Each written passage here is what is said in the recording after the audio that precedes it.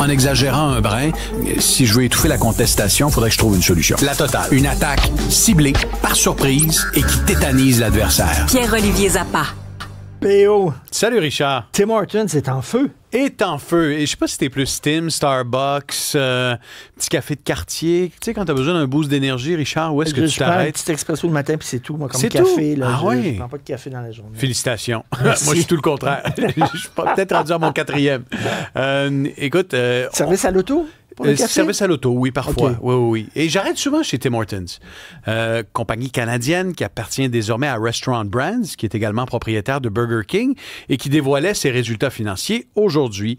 Et ce qu'on constate, Richard, c'est que c'est le 18e trimestre consécutif de croissance pour Tim Hortons, avec une croissance des ventes de 4 dans un marché qui est rendu hyper concurrentiel, où les McDonald's, les Starbucks, les Tim se battent pour chaque part de marché. Et j'ai été étonné de voir aujourd'hui à quel point la campagne qu'a menée Tim Hortons avec l'acteur Ryan Reynolds a fonctionné. Ça a marché? Ça a marché. Écoute, ils ont lancé une boîte déjeuner. Je sais pas si tu as vu ça. T'as la pomme de terre hash brown, t'as les œufs brouillés avec une sauce chipotle et ça t'est servi dans une petite boîte de carton le matin. Et à quel point ça... Comme les boîtes Benko, là, les Japonais. Là, oui, un peu comme une boîte bento, mais en carton. Et à quel point les clients ont embarqué, Richard, le trafic a augmenté de 10 %, l'achalandage a augmenté de 10 % dans les Tim le matin. Et ça a permis à la marque de connaître une croissance qui est plus forte que ses concurrents. Mais Ryan Reynolds est très connu au Canada anglais, beaucoup moins au Québec. Moins au Québec, mais le Canada anglais, les États-Unis, tu sais, Tim Hortons a connu une forte croissance, donc c'est sûr que ça a marché dans le Canada anglais, il est très connu. Au Québec, fort à parier que l'achalandage également est en hausse à la lumière de ces résultats-là.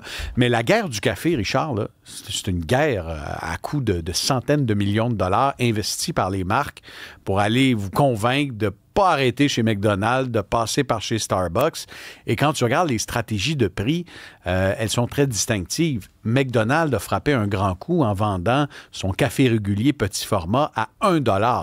Tu sais, à 1 $, ça frappe l'imaginaire et ça devient un produit d'appel parce que fort probablement que McDo perd de l'argent en te vendant ton café à 1 $ ou en tout cas, ses profits sont très limités. C'est vraiment l'arrivée de Starbucks qui a changé, tu sais, où tout le monde, mais maintenant, c'est pas rare, tu rencontres des gens, puis une fois sur deux, ils ont un gros café là, dans les mains. Puis je croisais une collègue tout à l'heure dans la salle des nouvelles. J'ai demandé si je pouvais la citer en ondes, Richard, parce qu'elle nous écoute souvent.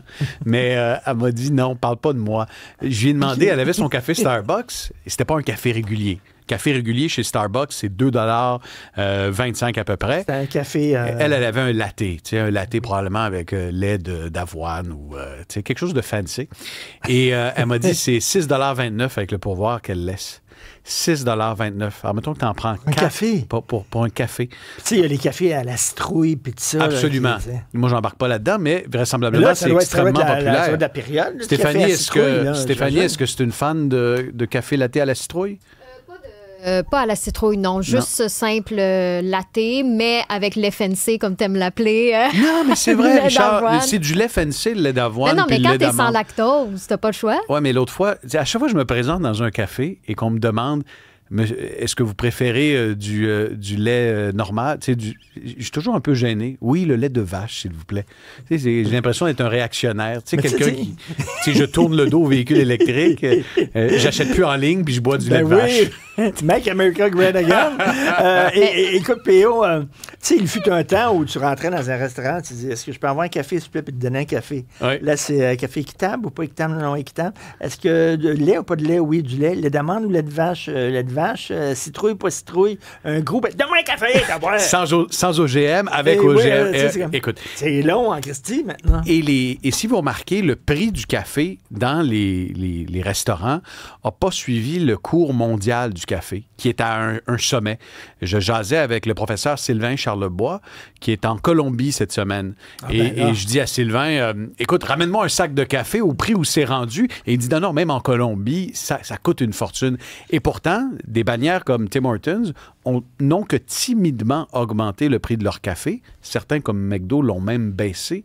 Donc, la marge de profit n'est pas sur le café lorsque vous allez dans un service à l'auto ou un de ces restaurants. C'est vraiment sur ce que vous allez acheter à côté. À côté. J'ai une autre... En Colombie, est-ce que le café est rendu plus cher que la coke? Je sais pas. Bonne question. Mais il y a une statistique qui va t'étonner et qui a été rendue publique aujourd'hui, Richard. Starbucks n'a jamais fait autant d'argent avec la livraison de café à domicile. Ah, oui. Écoute, je me dis... Vous n'avez pas de machine à café à la maison, Christy? Je sais pas. Peut-être pour un party de bureau, mais sinon, je trouve ça un peu paresseux.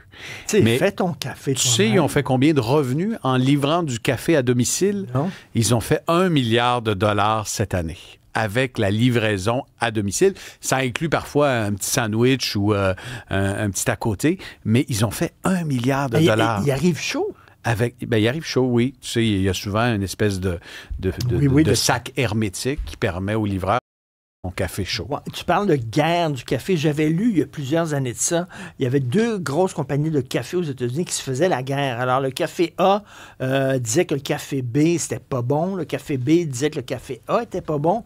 Résultat, les ventes des 2 cafés ont baissé. Ah oui? Parce que, tu sais, à force de faire la publicité négative, ils se sont tirés dans le pied, finalement. Et il y a vraiment différents type de qualité de café. Et il y a quelques années de cela, un grand quotidien américain avait évalué le café de Starbucks versus celui de McDo.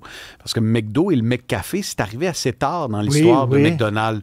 Et ils en étaient arrivés à la conclusion que sur le plan qualitatif, le café de McDonald's est supérieur à ses concurrents. Ah oui. Alors, et puis je me dis... Instinctivement, j'aurais pensé que le Starbucks, qui est 2 fois le prix, là, aurait été supérieur, mais tout est une question de brand. Mais tu sais, aux États-Unis, quand tu vas aux États-Unis, là, ça peut arriver que tu arrives à un Carrefour et à chaque coin, il y a un Starbucks. Absolument. C'est complètement délirant. Des fois, il y a un Starbucks devant, un Starbucks à côté d'un Starbucks. Et la menace principale à Starbucks, c'est la concurrence chinoise, Richard. Café chinois. Les Chinois, qui sont des buveurs de thé, traditionnellement, ont adopté le café. Ah, le quoi, tu dis? Je pensais que tu allais parler du matcha.